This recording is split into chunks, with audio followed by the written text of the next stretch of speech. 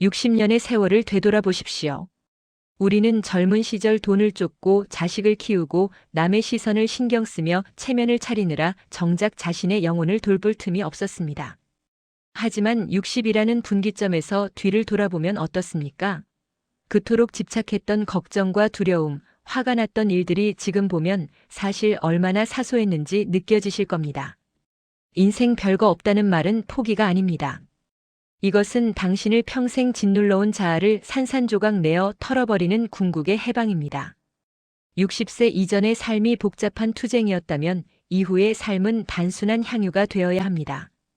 남의 눈치와 체면이라는 굴레에서 스스로를 해방시키십시오. 80세가 되어 그저 내 마음대로 살거리라며 후회하는 비극을 반복해서는 안 됩니다. 이 정신적 태도의 변화가 선행될 때 비로소 당신의 삶을 무겁게 만드는 것들을 버릴 수 있는 용기가 생깁니다. 비워내지 않으면 새로운 기쁨이 들어설 자리는 없습니다.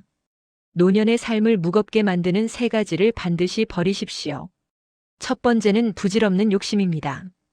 60세 이후의 욕심은 불안의 산물입니다. 평생 아끼기만 하다 정작 돈을 쓸 기력이 없을 때 느끼는 허망함은 재앙과 같습니다. 오늘 당장 1년 동안 쓰지 않은 물건 3가지를 노트에 써보십시오. 그리고 그 이름을 보며 더 이상 내게 필요 없다고 선언한 뒤 즉시 버리거나 나누십시오. 공간이 비워져야 마음의 숨통이 트입니다. 두 번째는 체면입니다.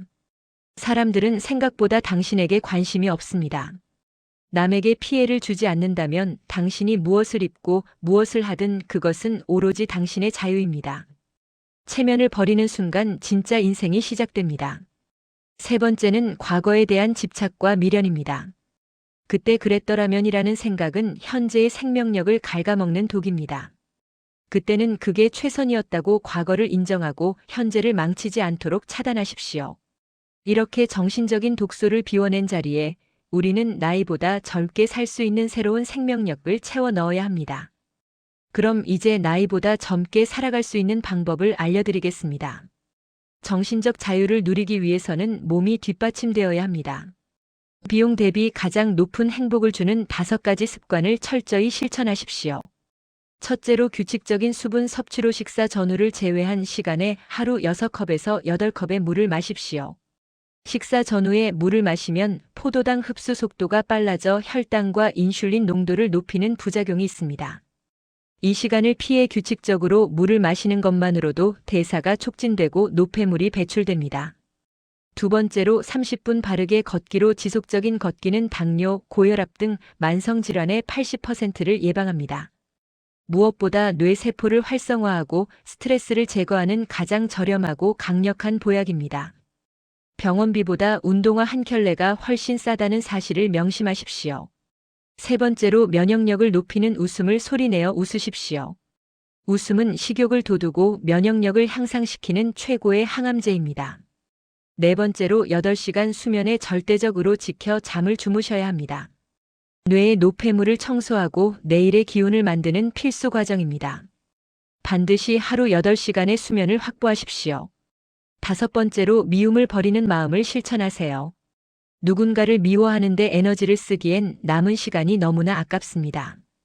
미움을 버리고 사랑에 집중하는 것이 노년기 가장 효율적인 시간 관리법입니다. 노년에는 의지만으로 하루를 살 수 없습니다. 시스템이 당신을 움직이게 만들어야 합니다. 아침에는 매일 같은 시간에 일어나 물 한 잔, 10분 스트레칭, 환기로 이어지는 루틴을 고수하십시오.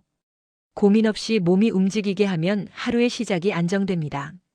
낮에 원칙으로 욕심 부리지 말고 딱 3가지만 정하십시오. 산책, 독서, 안부 전화 등 사소한 것도 좋습니다.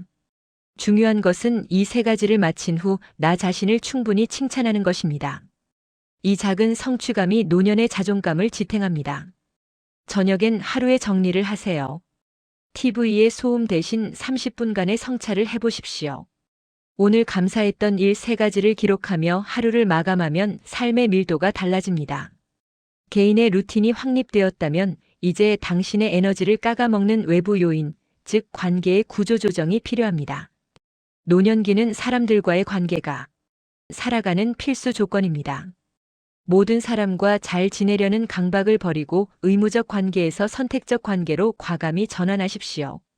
별표 차단법을 사용하세요. 연락처를 보면서 만나면 기운이 빠지거나 불평만 늘어놓는 사람 이름 옆에 별표를 치십시오. 그들에게 에너지를 낭비하지 마십시오. 먼저 연락하지 않는 것만으로도 당신의 노후는 훨씬 평온해집니다. 자식과의 관계에서는 기대를 완전히 내려놓으십시오. 자식은 그들의 인생을 사는 독립된 존재입니다. 우리는 잘 지내니 걱정 말라고 말해주는 편안한 부모가 될 때 오히려 자식들은 당신 곁으로 더 가까이 다가옵니다. 배우자에 대한 태도를 바꾸십시오. 하지만 배우자의 태도를 바꾸려 하지 마십시오. 있는 그대로를 인정하는 것이 노후에 누릴 수 있는 가장 큰 축복이자 평화입니다. 관계의 평화를 유지하기 위해서는 돈에 대한 관점 역시 철저히 바뀌어야 합니다. 돈은 목적이 아니라 당신의 품위를 지켜줄 도구일 뿐입니다. 60세 이후에는 돈을 모으는 것보다 잘 쓰는 기술이 훨씬 중요합니다.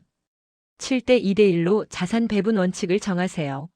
소득의 70%는 생활비로, 20%는 자신의 건강과 즐거움 소비를 위해, 10%는 비상금을 위해 사용하십시오. 경험과 추억에 투자하세요. 물건은 낡지만 추억은 영혼에 남습니다. 옷 한 벌 더 사는 것보다 친구와 맛있는 식사를 하고 여행을 떠나는 것이 지속 가능한 행복을 줍니다. 전문가들은 경고합니다. 몸은 쇠약해지는데 통장에 돈만 쌓여가는 것은 인생 경영의 명백한 실패라고 말입니다. 자식에게 물려줄 생각보다 지금 당신의 건강과 경험과 추억에 투자하는 것이 가장 현명한 선택입니다. 결국 천국 같은 노후는 외부 조건이 아닌 내 마음의 감사와 자유에서 기인합니다. 아침에 눈을 뜨고 숨을 쉬는 것, 마주 앉아 밥을 먹는 평범한 일상 속에 행복의 본질이 있습니다. 감사 일기를 쓰는 어르신들의 얼굴이 밝은 이유는 세상을 보는 눈을 바꾸었기 때문입니다. 인생 별거 없다는 깨달음은 방종이 아니라 비로소 나 자신으로 살 수 있게 하는 최종적 자유입니다.